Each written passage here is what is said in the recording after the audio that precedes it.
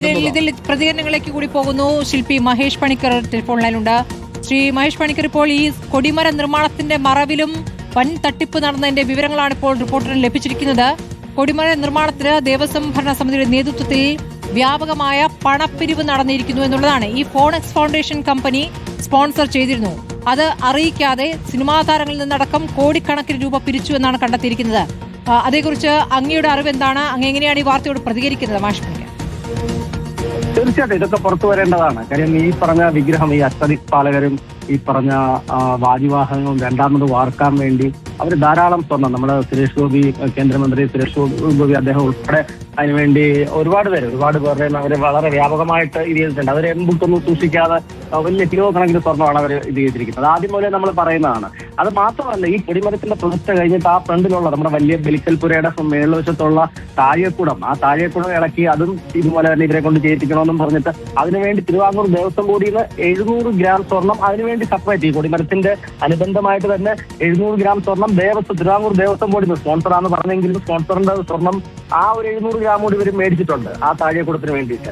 അപ്പം അത് പിന്നെ ഈ 2 മണികൾ, ആ സമയത്ത് തന്നെയാണ് അവിടെ 2 മണികൾ, ഈ പറഞ്ഞ നമ്മുടെ വാസുദേവമൂർത്തി എന്ന് പറയുന്ന ഇപ്പം നമ്മുടെ ധാരപാലകരുടെ താങ്ങുപീഠം കൊണ്ട് നടക്കുന്ന ആ വ്യക്തി തന്നെയാണ് ഈ പറഞ്ഞ ആ മണിയുടെ സ്പോൺസറും ആയിട്ട് ബന്ധപ്പെട്ടത്. വളരെ ദുരൂഹമാണ്. ഇതിനകത്ത് ഇപ്പൊ പുറത്തു വന്നുകൊണ്ടിരിക്കുന്ന വിവരങ്ങൾ എല്ലാവർക്കും നേരത്തെ അറിവുള്ളതൊക്കെ തന്നെയാണ്. പക്ഷെ അതിന്റെ ആ സാങ്കേതികത്തോടെ അത് പുറത്തു വരുമ്പോഴത്തേക്ക് സാക്ഷാൽ അയ്യപ്പൻ തന്നെ അത് പുറത്ത് കൊണ്ടുവരുന്നതായിട്ടാണ് എനിക്ക് തോന്നുന്നത്. കാര്യം ഇതാണ് അതിനകത്ത് ശബരിമലയിൽ നടന്നിട്ടുള്ള ഉണ്ണികൃഷ്ണൻ പൂറ്റി അവിടെ എത്തിയതിന് ഇതുവരെ കാലാകാലങ്ങളിൽ 2007 മുതൽ ഇതുവരെ നടന്നിട്ടുള്ളതിലെ ഏറ്റവും ഭീകരമായ കൊള്ളാന്ന് പറഞ്ഞാൽ കൊടിമരമായിട്ട് ബന്ധപ്പെട്ടാണ്. കാര്യം ഉറും ധരിക്കുന്നു എന്ന് പറഞ്ഞിട്ട് ഒരു കോൺക്രീറ്റ് കൊടിമരം ഇവർക്കെല്ലാം അറിവുള്ളതല്ലേ.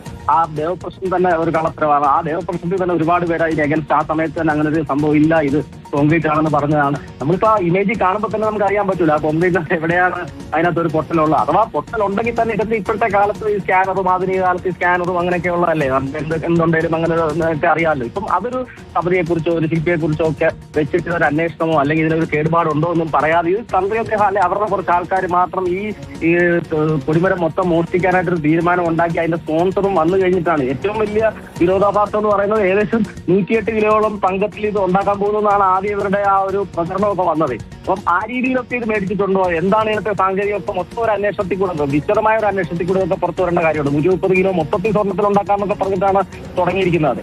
പണ്ടത്തെ വന്നിരിക്കുന്ന പത്രങ്ങളിലൊക്കെ അതിന്റെ ആ വാർത്തകളുണ്ട്. അപ്പം തികച്ചും വലിയൊരു കൊള്ളയാണ് അവിടെ നടന്നത്. അത് പുറത്തു വരാൻ വേണ്ടിയാണ് ഈ ധാരവാലമാളികളൊക്കെ നമ്മൾ ഈ പറയുമ്പോൾ താരതമ്യേന കിലോ കുറവാണ്, അല്ലെങ്കിൽ ഗ്രാം കുറവാണ് അതിനകത്തെ തട്ടിപ്പിന്റെ വ്യാപ്തി. ഇത് ഭയങ്കര ഭീകരമായ തട്ടിപ്പാണ്. ഇതും അതുപോലെ തന്നെ 18 പടിക്കകത്തും സമാനമായ രീതിയിൽ അവർ മാറ്റിയിരിക്കുകയാണ്. അപ്പൊ ആ പഴയ അതും എല്ലാം ഈ ഒരു ഗ്രൂപ്പ് തന്നെയാണ്. ഈ പറഞ്ഞ ഉണ്ണികൃഷ്ണൻ പോറ്റി, ഈ പറഞ്ഞ ഗോവർദ്ധന് തന്ത്രി, പിന്നെ ഒരു അഡ്വക്കേറ്റ് കമ്മീഷൻ എന്ന് പറഞ്ഞ ഒരാളുണ്ട്. അയാളൊക്കെ വളരെ വ്യക്തമായിട്ട് ഇതിനകത്ത് ഈ കൊള്ള പങ്കാളിയാണ്. ഇതിനൊന്നും കണക്ക് പുറത്ത് വന്നിട്ടില്ല. അഡ്വക്കേറ്റ് കമ്മീഷൻ അടുത്ത കാലം വരെയും ശബരിമലയുമായി ബന്ധപ്പെട്ടുണ്ടായിരുന്നു എന്നാണ് ഞാൻ മനസ്സിലാക്കുന്ന ഒരു കുറിപ്പ്, അല്ലെ? അതെ, ASC കുറിപ്പെന്ന് പറഞ്ഞാൽ ഇപ്പോഴും ഉണ്ടായിരുന്നു. ഇപ്പോഴും അടുത്ത നവഗ്രഹ ക്ഷേത്ര നിർമ്മാണവുമായിട്ട് ബന്ധപ്പെട്ട് അവർ സമാനമായ രീതിയിലൊരു ആധാരത്തിൽ ഇടുകയും ആ ക്ഷേത്രം പണിയുകയും ക്ഷേത്രം അവിടെ സ്ഥാപിക്കാൻ പറ്റിയില്ല അവർക്ക്, അതിന്റെ കണക്ക് തെറ്റി അങ്ങനെയൊക്കെ പറഞ്ഞ് കുറച്ച് അയ്യപ്പൻ അത് ഭയങ്കരമായിട്ട് മുടക്കി കളയുകയാണ് ചെയ്തത്. പക്ഷെ അതിനകത്തും വ്യാപകമായിട്ടുള്ള പണപ്പിരിവ്. കാരണം ഇവരെല്ലാം ഈ സ്പോൺസർ എന്ന് പറഞ്ഞൊരു സാധനത്തിനെ കൊണ്ടുവന്നിട്ടാണ് ഇവരൊരു കാര്യങ്ങൾ ഉണ്ടാക്കുന്നത്. വളരെ ദുരൂഹമാണ് ഇവരുടെ ഇടപാടുകൾ. ശരി, അത് എല്ലാം തെളിഞ്ഞു വരട്ടെ. വളരെ നന്ദി ശ്രീ മഹേഷ് പണിക്കർ പ്രതികരിച്ചതിന്.